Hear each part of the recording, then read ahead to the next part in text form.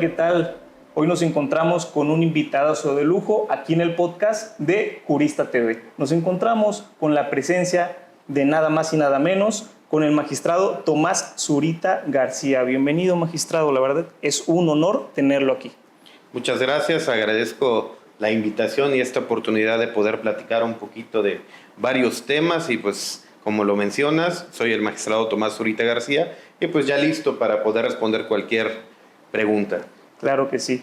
Hoy nos gustaría que dejáramos un poquito también la investidura de magistrado y que también conociéramos a Tomás Zurita García. ¿Quién es Tomás Zurita García? Bueno, pues una persona muy simple tal vez para muchos. Soy una persona, me considero seria, que los pequeños detalles o las pequeñas cosas de la vida suelo disfrutarlas mucho. Me gustan los deportes, soy fanático del fútbol, me gusta mucho el cine, me gusta en general disfrutar una buena película con, ya sabes, palomitas, refresco o algo con lo que lo puedas acompañar. Y pues se puede también dar una buena compañía. Me gusta pasar mucho tiempo con mi hija, está en la adolescencia, entonces pues mucho de mi tiempo está dedicado a pensar qué hacer para que ella y yo nos podamos divertir juntos. Y pues también, como todo, ¿no? Nunca haciendo a un lado la cuestión profesional, pues me gustan mucho los temas jurídicos y siempre trato de estar al día leyendo o revisando cuestiones en internet o en algún libro nuevo que salga, ¿no? Sí, claro, consultar temas de relevancia, ¿no? Bueno, y como un tema de relevancia, me gustaría hoy hablar del camino a la magistratura. Bueno, ¿siempre soñó con ser magistrado o su carrera tomó un giro inesperado?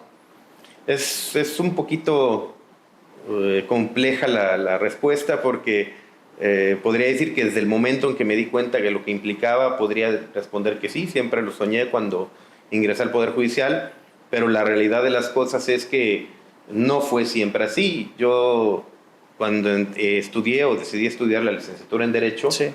realmente mi plan era ser litigante, abogado postulante. Ya estudiando la licenciatura, tuve la oportunidad de ingresar a hacer prácticas a un juzgado de primera instancia, a una notaría, alzada, la administración local jurídica, y hasta ese momento todavía no sabía bien qué era el Poder Judicial, no había llevado la materia de amparo, y realmente por conversaciones con compañeros me convencieron que era mejor estar en el Poder Judicial, que podía aprender mucho más, y pues acabaron convenciéndome de ingresar. La realidad de las cosas, cuando presté el servicio los primeros 2 meses, 3 aproximados, era complejo porque era mucha lectura, no estaba tan acostumbrado a leer tanto, me daba sueño el acomodar y leer eso dentro de mí pensaba que qué había hecho, porque en la administración local jurídica, en el SAT, ya empezaba yo a hacer algunos proyectos de resoluciones y cambio a esa cuestión y estaba como en ese inter de qué había pasado. De adaptarse. De adaptarse, exactamente.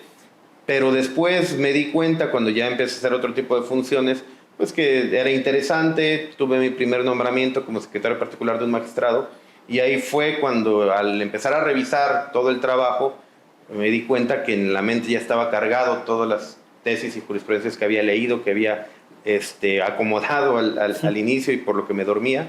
Y fue que me empezó a gustar. Poquito a poquito me dio la curiosidad también de hacer proyectos de sentencia. Y pues así empecé, o sea, sin pedir permiso, empecé a hacer un proyecto. Obviamente, como todo, me costó al inicio, pero vi que era algo que, o sea, a pesar de que costaba bastante, me gustaba intentar tratar de resolver problemas jurídicos y problemas de las personas, porque siempre tuve esa óptica. Una cosa es el problema jurídico que está plasmado en el expediente, pero que refleja el problema y la necesidad de las personas de que les sea resuelto esta cuestión que tienen, ¿no? Entonces, ahí fue donde poco a poco tomé la vocación del Poder Judicial y pues sí, admiraba a los magistrados que integraban el tribunal y fue cuando pensé, yo tengo que llegar a ser magistrado en algún momento, implicara lo que implicase, ¿no? Y ya fueron muchas cosas después de eso. Me llama mucho la atención que me menciona que de joven tal vez le costaba un poquito, era tedioso leer, todo el cúmulo de leyes y ordenamientos que se tienen que leer, ¿no? Para llegar hasta ese punto. ¿Qué consejo le daría a su yo de joven para llegar hasta donde está ahorita? ¿Qué cambiaría o qué podría decir, si hubiera hecho, hubiera leído más, o piensa que lo hizo bien? ¿Qué consejo le daría? Es también pregunta complicada, ¿no? Porque afortunadamente, a pesar de que siempre me gustó leer y estudiar, la realidad es que también siempre me ha gustado hacer muchos amigos. Sí. Entonces, es un poquito complicado decir solo leer o estudiar más, porque implicaría a su vez dejar de tener ese tipo de relaciones o amistades que afortunadamente conservo hasta el día de hoy. Pero sí, ahí tengo muy grabado algo que compañeros de mayor edad que ya estaban trabajando nos decían: mientras estén en la universidad, no se salgan de las clases, aprovechenlas, pregúntenle a los maestros, porque ya cuando salgan a trabajar ya no van a tener esa posibilidad. Y si no saben ni siquiera ubicar en un libro, en un código, qué hay, claro, la realidad de las cosas es que sí te ayuda mucho. Cuando se abre la carrera profesional de la licenciatura allá a la práctica, te das cuenta que sí puedes conocer algo, una parte del derecho, pero que no es lo mismo aplicarlo.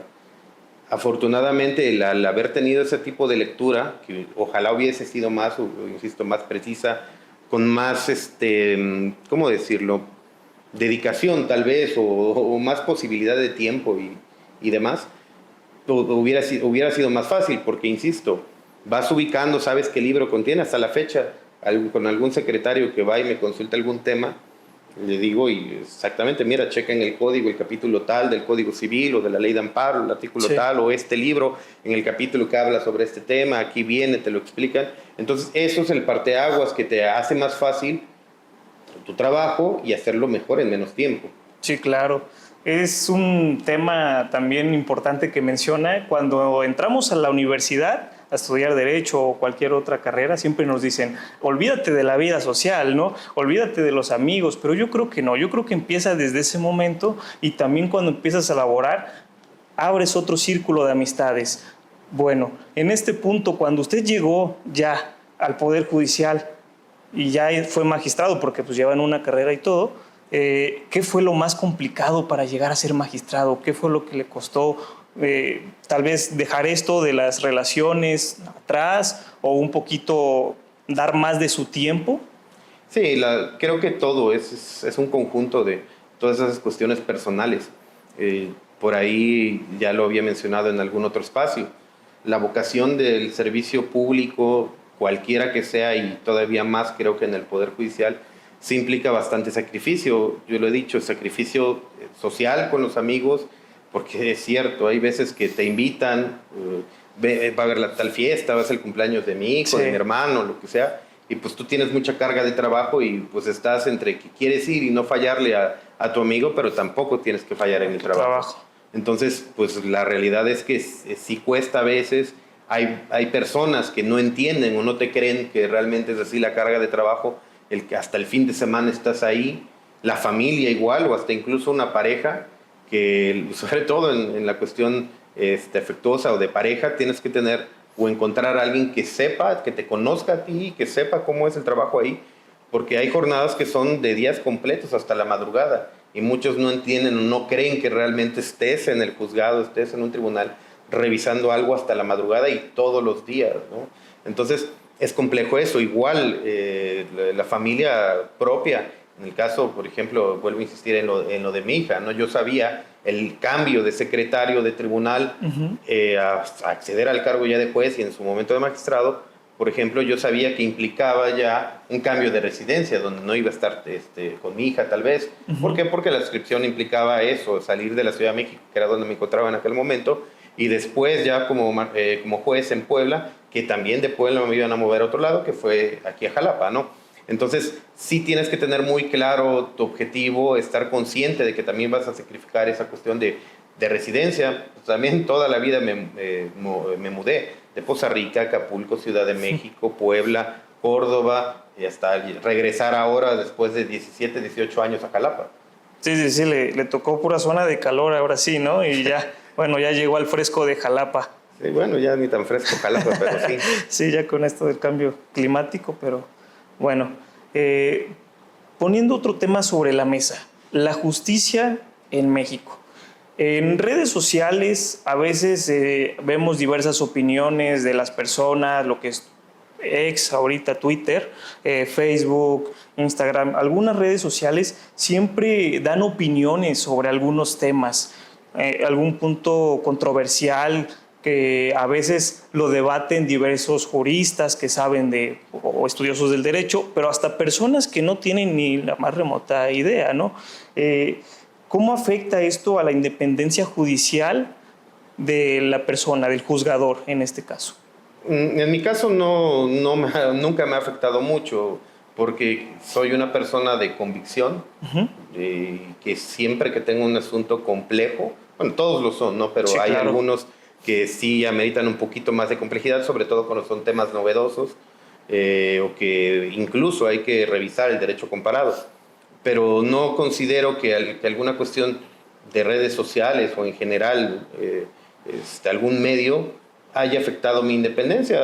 Muchas veces en mi primera inscripción en Córdoba hubo manifestaciones afuera del juzgado, hubo publicaciones en un periódico que pues evidentemente tendenciosas y que no eran 100% reales todo lo que se plasmaba ahí.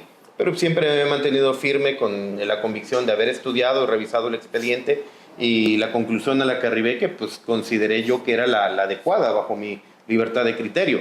El problema de todas estas cuestiones de redes sociales y de medios, creo que más que afecta la independencia judicial, que obviamente habrá quien sí le pese, Sí, claro. es más una cuestión de imagen del Poder Judicial Federal y en general de cualquier institución.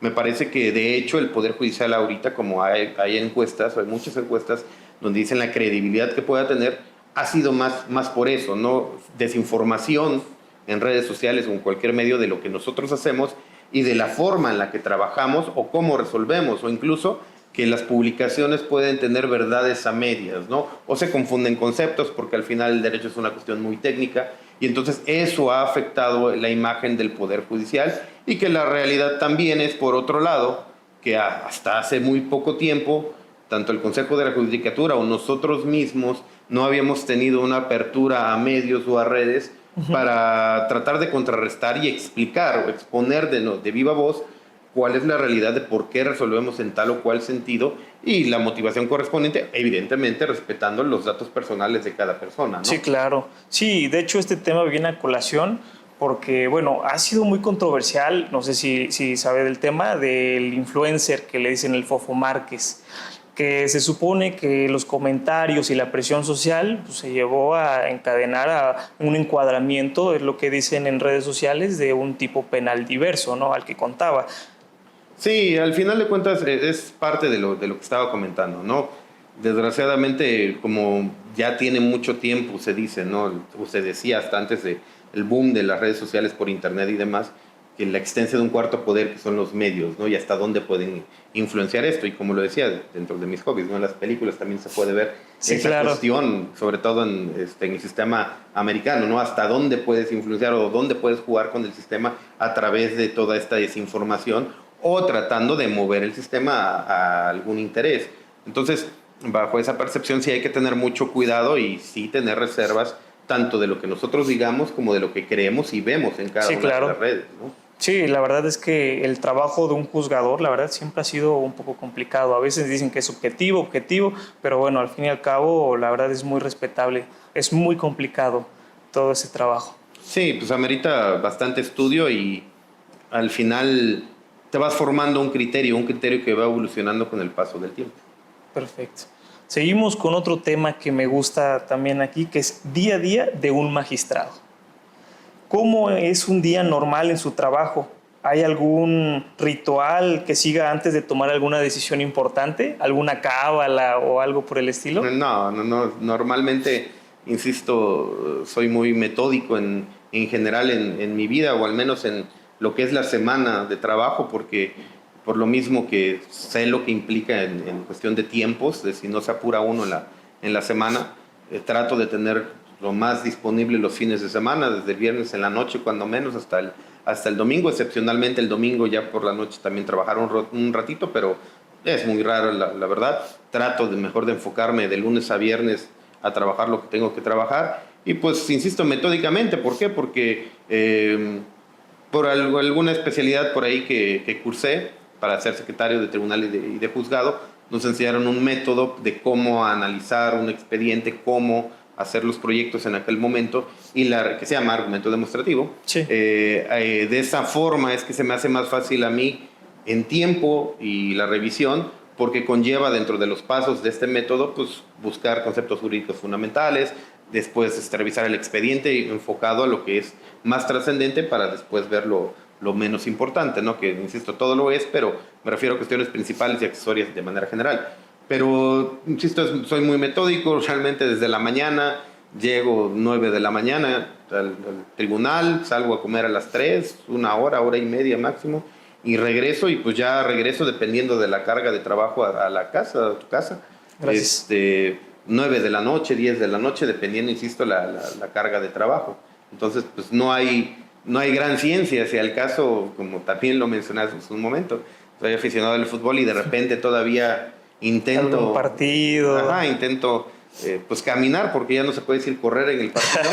y pues distraerme un poco en eso, insisto, ver una película o algo por el estilo, ir a cenar a algún lugar diferente para ir moviendo la rutina, si no el trabajo también es tedioso. De este cúmulo de trabajo que menciona, ¿ha habido algún caso que lo haya marcado personalmente? Que diga, hasta el día de hoy lo recuerdo. Hay varios, hay muchos. Hay desde que era secretario, por ejemplo, recuerdo mucho, digo, y eso sé que no era mi decisión, ¿no? Pero hay materias donde existe el estricto derecho. Ese asunto, recuerdo, era un asunto mercantil de un pagaré, donde el obligado a cubrir cierta cantidad de dinero era una persona que trabajaba en una gasolinera que decía que realmente no tenía un salario fijo.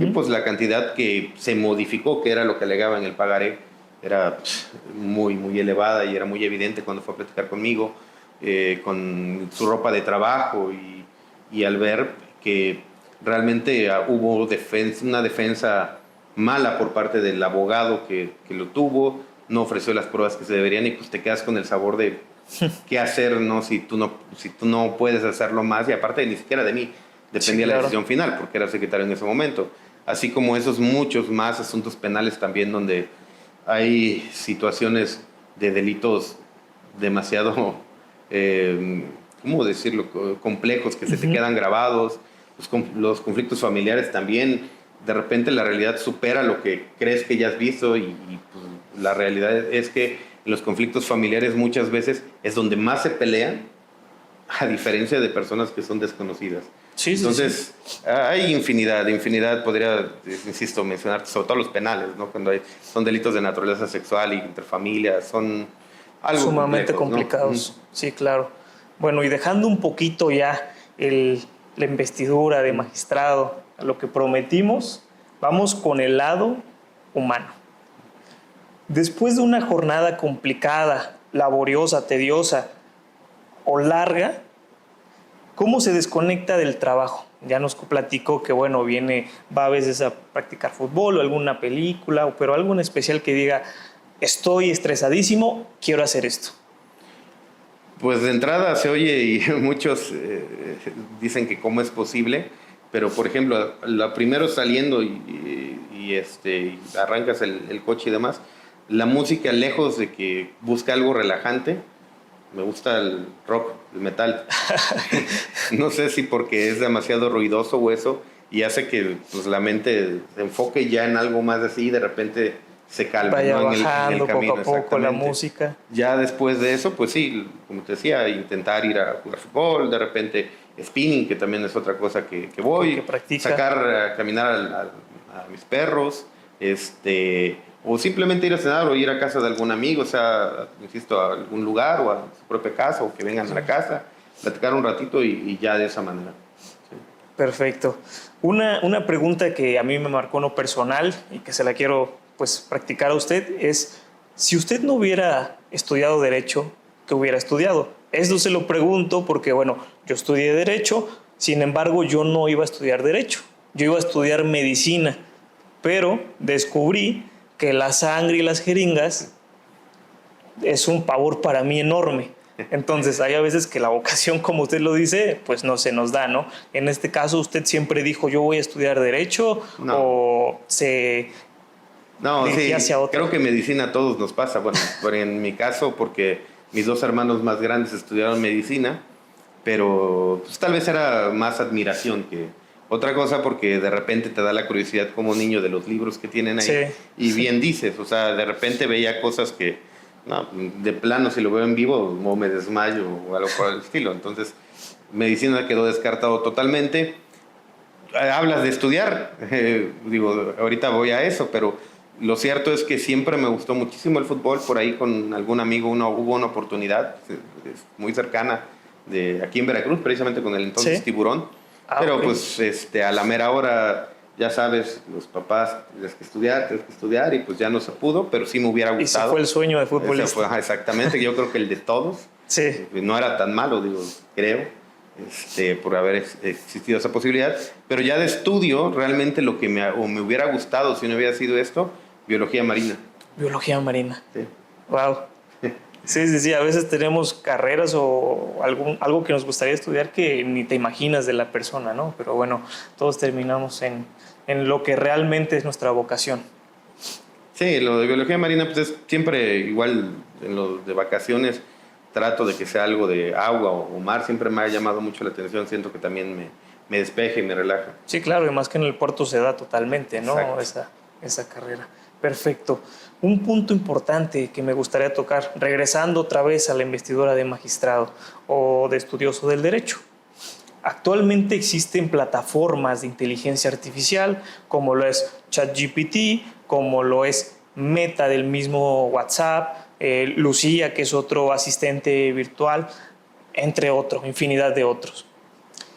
¿Cree que la inteligencia artificial en algún momento podría desempeñar un papel que ayude a las decisiones judiciales?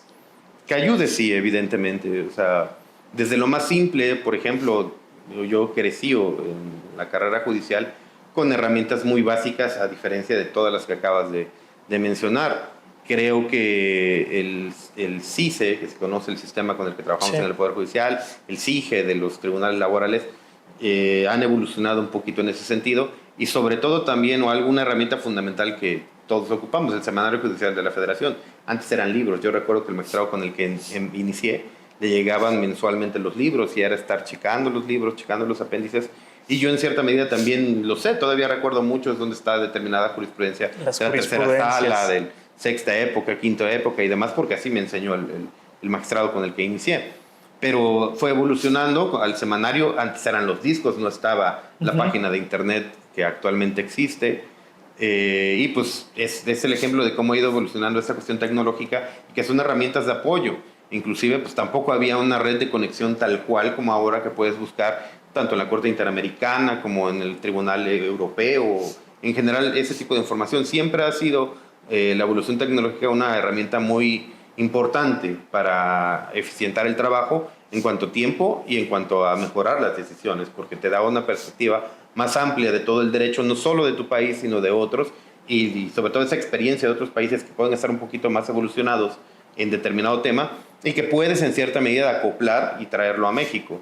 Ahora, la inteligencia artificial también nunca, bueno, creo yo, tal vez me equivoque, no va a tener, o al menos no lo veo yo tan inmediato, la sensibilidad de criterio que puede tener un juzgador. Al final, como seres humanos, esa sensibilidad o ese criterio que, insisto, es muy diferente el criterio que me formé como secretario a la primera inscripción como juez, a la segunda, a la tercera y hasta llegar a magistrado. Siempre vamos madurando nuestro criterio. De hecho, creo que hay muchos del cómo resolver el principio que ya no lo haría de la misma manera. Entonces, eso es una cuestión que creo que la inteligencia artificial no puede hacerse, no puede servirte tanto. Sí, claro. Pero, por ejemplo, algo tal vez en cierta medida sencillo, que sí pudiera apoyar bastante, es por ahí las planillas de liquidación, ¿no?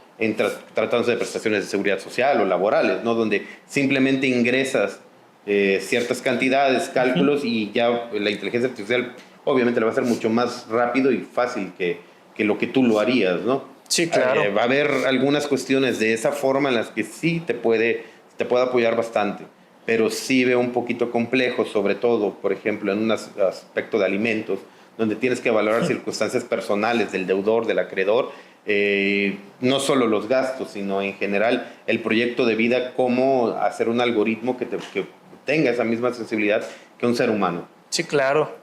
Sí, el sentir del menor, entre otros factores, ¿no? Sí, de hecho, qué bueno que toca eso. Yo lo iba a mencionar. Una herramienta tan fácil que también, hablando del tema laboral, en la cuantificación, los centros de conciliación actualmente tienen ya una plataforma en la cual ponen los datos y automáticamente les arroja la cuantificación. Antes, ¿cuánto tiempo se tenían que llevar a cabo, ¿no? Con las cuantificaciones que se hacían con los conciliadores. Sí, exactamente. De hecho, hay por ahí muchos dentro del Poder Judicial creo que no nos gusta tanto esta cuestión de las cuantificaciones, porque siempre tenemos la idea de que oímos de las matemáticas para estudiar derecho y acabas en estas cuestiones quieras o no quieras. Sí, claro. Pasando a otra pregunta, ¿qué tips o consejos le daría a los jóvenes que se encuentran estudiando derecho? Pues de manera general, como lo dije, ¿no? O sea, creo que no solo del derecho, sino en general de cualquier licenciatura, es muy importante que sí encuentren algo que les guste, que se sientan identificados, porque creo que eso es lo que pasa muchas veces en cuanto a que piensas que te gusta determinada licenciatura o determinada carrera y a la mera hora no la terminas porque ves que no era lo tuyo, ¿no? Creo que sí es muy importante tratar de autoconocerse. El autoconocimiento en general en la vida te ayuda para todos. Tú tienes que saber más o menos qué es lo que más te agrada, qué es lo que de plano no. Sin no tener una certeza absoluta, cuando menos sí saber qué es lo que de plano no puedes hacer o no te va a gustar. Con base en eso, pues ir viendo tu perfil, para qué eres bueno, para qué no, qué es lo que te gustaría, investigar de qué se trata cada una de las licenciaturas. Y pues ya estando ahí, creo que todo fluye solo, porque si te gusta, no te va a pesar leer, no te va a pesar estudiar, no te va a pesar o no te va a costar tanto tiempo estar inmerso en ese tema, y pues así vas a poder compaginar, como lo digo en general a mis colaboradores de trabajo. No se trata de que estemos viviendo en un órgano, sino que la vida de cada una de las personas se conforma por muchas esferas. Pueden en la mañana estar trabajando, pero en la tarde es necesario pues, que cada quien tenga una ocupación. Si te gusta aprender algún idioma, si te gusta cocinar, si te gusta lo que sea, o simplemente quieres ir a acostarte y ver la tele, pues que tengas ese tiempo. Entonces, ese autoconocimiento o esa percepción que hagas que te lleva a una vocación es lo fundamental que tienen que tener los jóvenes el día de hoy para no errar a lo que se quieren dedicar a la larga, porque si no, tal vez acaben, pero van a estar haciendo de malas su trabajo. Y un trabajo hecho de malas, pues muchas veces no sale como debiera. Sí, y aparte de que pues no es gratificante. Una de las cosas fundamentales aquí en este sentido de haber encontrado la vocación para mí es que es gratificante ver cada expediente y tratar de ayudar a la gente. Sí, eso claro. Es lo más importante que veo en esta parte. Es lo que satisface eso. Sí, la verdad es muy cierto. Hay muchas personas que a veces nada más estudian la licenciatura o cualquier carrera porque mi papá me dijo o me lo impuso, o porque en algún momento pensé que esto me iba a gustar y al final yo no les gustó. En lo particular, derecho, yo siento que es una carrera muy bonita porque no te centralizas en un puesto o en algo que quieras hacer, porque puedes ser litigante, porque puedes ser del servicio público, porque puedes ser perito, porque puedes ser infinidad de cosas. Entonces yo siento que esto es una carrera pues muy, muy bella. En lo particular así lo siento. Sí, insisto, gratificante porque al final de cuentas tu trabajo en el derecho siempre va a ser ayudar a otras personas. Entonces debes de ser servicial. En eso, tener esa vocación de ayudar a los demás y tener esa capacidad de que también esos problemas no te afecten a ti. Sí, claro. Magistrado, ¿algo que guste comentar con nuestra audiencia antes de que cerremos aquí este podcast? Pues únicamente de entrada, pues agradecer la posibilidad de poder platicar en general de cualquier tema. A veces, como bien lo mencionabas, hay que conocer las esferas de todas las personas. Todos tenemos o nos ven de cierta forma, cuando la realidad es que eso no es lo que somos. Claro. En general en la vida. Todos partimos de algo muy sencillo, creo yo, y la imagen profesional que puedes tener es otra. Y es importante, en este caso, por todo el momento que se vive en el país, toda la época de cambios, que se conozca a todas las personas que estamos inmersos en esto, porque pues hemos alcanzado una evolución en la protección de derechos humanos que debe de ir, y como lo dicen sus propios principios, evolucionando de manera progresiva, y pues creo que la manera de ver cómo poder seguir haciéndolo es conocer a personas que nos puedan ayudar, ¿no? Yo también trato siempre de ver personas o cursos o cosas que me hagan o me den algo de crecimiento. Sí. Entonces es muy importante siempre eso, siempre buscar algo más, siempre tener las metas muy claras de lo que se quiere, sin olvidar la parte humana, porque pues, si no lo tienes, desgraciadamente, pues lo otro tampoco va a estar bien. Se pierde todo. Sí, exactamente. Claro. Pues magistrado, muchísimas gracias por su tiempo, por venir aquí para compartir de su experiencia, de las palabras a este podcast. Sabe que aquí es su casa y cuando quiera volver es bienvenido. Muchas gracias, pues cuando haya invitación regresaremos. Claro gracias. Que sí. Pues muchas gracias por sintonizarnos y nos seguimos viendo en el siguiente podcast de Jurista TV.